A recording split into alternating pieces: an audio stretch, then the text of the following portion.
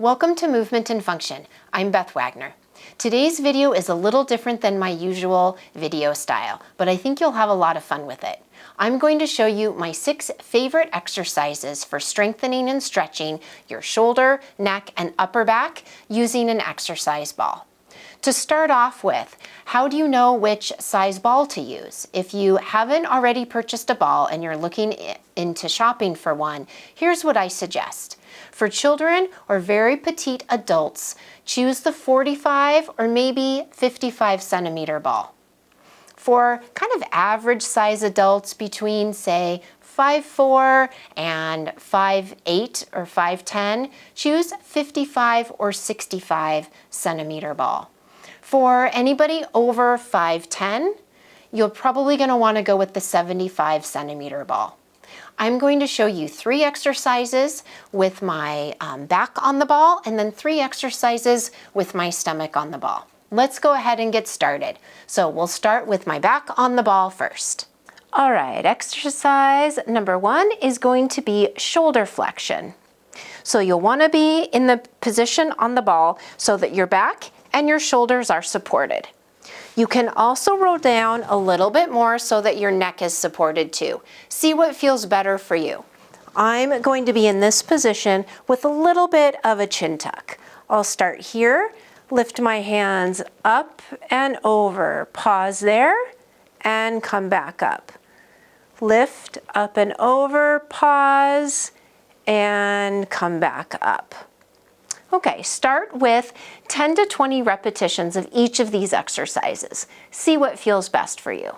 All right, exercise number 2 is a snow angel. With this one, I definitely recommend having your neck supported on the ball. So I'll slide down a little bit here with my neck supported, then I'll do a little bit of a bridge, lifting my hips up off the ball. Okay, arms start at my side, palms up, and they're gonna come around, touch at the top, and then come back down. Reach up, touch, and come back down.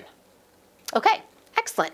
Now, exercise number 3 is mid-back extension. So with this exercise, I will go ahead and lower my hips toward the ball and keep my head here on the top of the ball, and I'm just going to relax my arms out to the side and just feel a nice luxurious stretch through my mid-back and through my chest. This is actually a really great pec stretch as well as a thoracic extension stretch. Rest here for 10 to 30 seconds or so, and then when you roll up, do so carefully because you might feel a little bit of a head rush from having your head in this lower position. So I'll bring my hands back either on my hips or toward the ball, do a little bit of a chin tuck, and then roll up and scoot my feet back. I'm sliding a little bit, push down on the ball, and then come up to a sitting position. Okay, now I'll switch over to being on my stomach. The last 3 exercises I'll do on my stomach. The key to these exercises is to do a little bit of a chin tuck with each one of them. That will help to be sure that you're engaging the muscles in the front of your neck, the deep neck flexor muscles, and it'll ensure that you're not pinching the back of your neck by allowing your chin and your head to be too far forward. So start each one of these with a little bit of a chin tuck. All right, exercise number 1 is a W.